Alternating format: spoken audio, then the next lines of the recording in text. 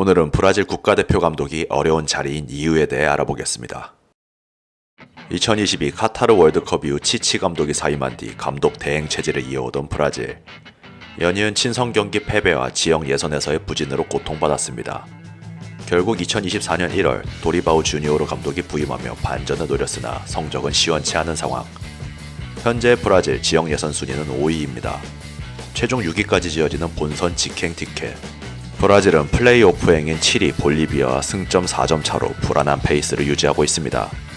잔여 경기는 6경기, 이 중 3경기를 콜롬비아, 아르헨티나, 에콰도르와 치러야 됩니다. 모두 브라질보다 순위가 높은 국가들이죠. 여기에 네 번째 경기가 파라과이. 2024년 9월 지역 예선 8차전에서 브라질에 1대0 패배를 안겨준 국가입니다. 우리가 아는 브라질과 많이 다른 모습.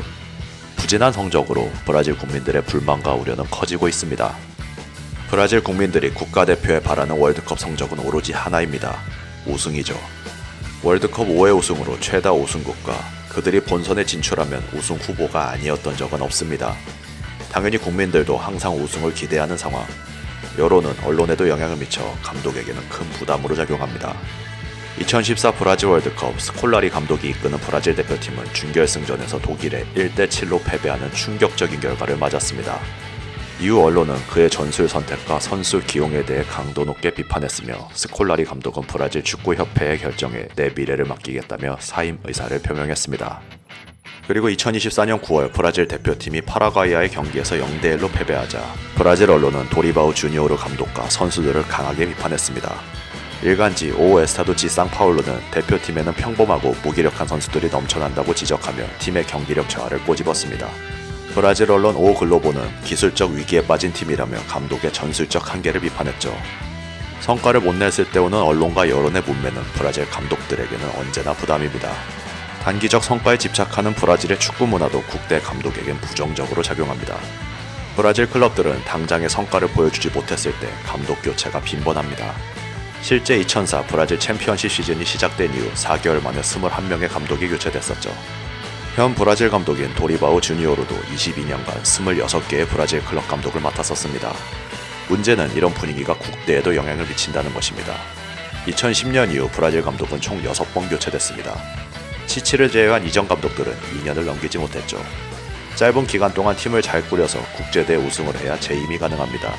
감독 입장에선 가장 어려운 일일 수밖에 없죠. 여담으로 2010년 이후 우리나라의 감독 교체는 8회로 브라질보다 2회 많았습니다. 하나의 팀을 만들기 어렵다는 것도 브라질 감독이 겪는 어려움입니다. 브라질 선수들은 전통적으로 뛰어난 개인 기술과 창의성을 바탕으로 플레이합니다. 개성 넘치는 선수들이 많기에 감독이 팀에서 융합하기에 어려움이 있죠. 2024년 7월 7일 코파 아메리카 8강전에서 브라질은 우루과이와 맞붙었습니다. 연장전까지 0대0으로 비긴 후 승부차기. 브라질 선수들은 감독인 도리바우 주니오르를 배제한 채 자체적으로 모여 승부차기 순서를 결정하는 듯한 모습을 보였습니다. 도리바우 주니오르 감독은 선수들 주변을 맴돌며 지시하려 했으나 선수들은 이를 무시하고 독자적으로 논의했습니다. 브라질 감독이 통솔력을 유지하는 게 쉽지 않다는 것을 보여준 장면이었죠. 2006 독일 월드컵 대회 기간 중에는 나이트클럽에서 늦은 시간까지 음주와 춤을 즐겼다는 보도도 있었습니다. 호나우지뉴, 호나우두, 호비뉴 등 주전급 선수들이 프랑크푸르트 시내 나이트클럽에서 새벽까지 음주 가무를 즐기며 규율을 어기는 행동들을 보여줬었죠. 감독 입장에선 이런 선수들을 관리하기란 쉽지 않을 것 같네요. 화려한 축구를 추구하는 브라질의 전통도 감독들에겐 부담입니다. 브라질의 전통적인 축구 스타일이 있습니다. 징가. 징가는 브라질 전통 무술인 카포에라의 독특한 스텝에서 비롯되었습니다. 카포에라는 브라질의 전통 무술로 화려한 예술성과 흥겨운 분위기를 특징으로 하죠. 리듬에 따라 움직이는 축구, 여기에 브라질의 뛰어난 개인기와 드리블 능력 그리고 창의성이 가미되면 징가가 완성됩니다. 징가는 특성상 공격성을 지향하는 축구를 할 수밖에 없습니다. 감독의 고민은 여기서부터 시작되죠. 징가의 정신을 살려 우승하는 것은 쉬운 일이 아닙니다. 현대 축구는 공수의 밸런스가 중요하기 때문이죠. 브라질은 너무 공격적인 축구를 하려다 월드컵에서 탈락한 역사가 있습니다. 2006 독일 월드컵 당시 브라질의 감독 파에이라는 공격수 4명을 경기에 기용하는 전략을 펼쳤습니다. 호나우지뉴, 호나우두, 카카, 아드리아노를 활용한 공격적인 축구. 그러나 이 전술은 중원에서의 수적 열세를 초래하여 상대팀에게 중원 장악을 허용하는 결과를 낳았습니다. 판타스틱 4 모두 공격 지향적인 선수들이었기 때문에 수비 가담이 부족했죠.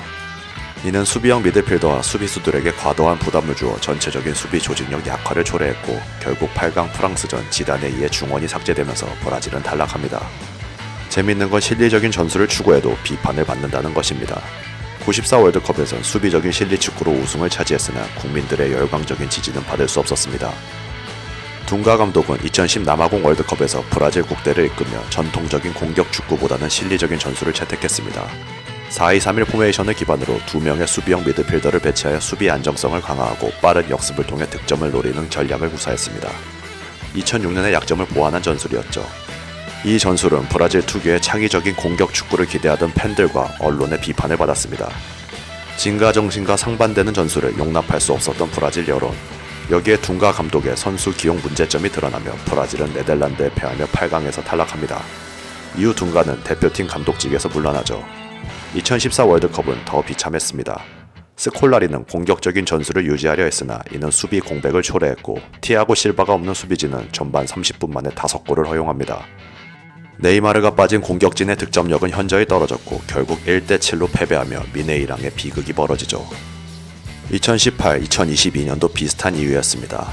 믿었던 공격력, 그러나 조직적인 수비를 뚫어내지 못하며 득점 실패, 수비 불안 노출 후 실점, 모두 조직력을 앞세운 유럽 팀들에게 당한 패배였습니다. 공격과 수비의 조화가 중요한 현대 축구에서 브라질 감독들이 얼마나 고통받을지 짐작이 가네요. 그렇다고 해외파 감독을 중용하지도 않습니다. 축구 강국으로서 자국 출신 감독에 대한 자부심이 강한 브라질. 외국인 감독을 선임하는 것은 이러한 전통과 자부심에 어긋난다는 생각이 강합니다.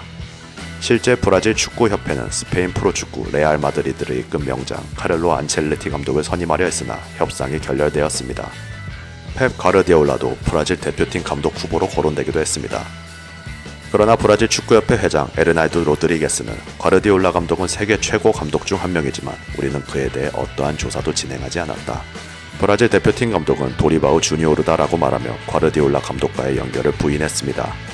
이는 브라질 축구의 전통과 문화 그리고 자국 감독에 대한 신뢰 등이 복합적으로 작용한 결과라고 볼 수 있죠. 이런 브라질 축구 문화의 폐쇄성으로 전술적 혁신보다는 기존의 스타일을 유지하는 데 중점을 두는 경향이 있습니다. ESPN은 많은 브라질 축구는 위험을 회피하는 경향이 있다며 감독도 전술적 혁신가보다는 사람을 관리하는 직업으로 간주된다고 해석하기도 했죠. 오늘은 브라질 국대 감독이 어려운 자리인 이유에 대해서 알아봤습니다. 이제 2026 월드컵이 1년 반밖에 남지 않았습니다. 브라질이 지난 아픔을 씻고 과거의 영광을 되찾을 수 있을지 지켜봐야겠네요.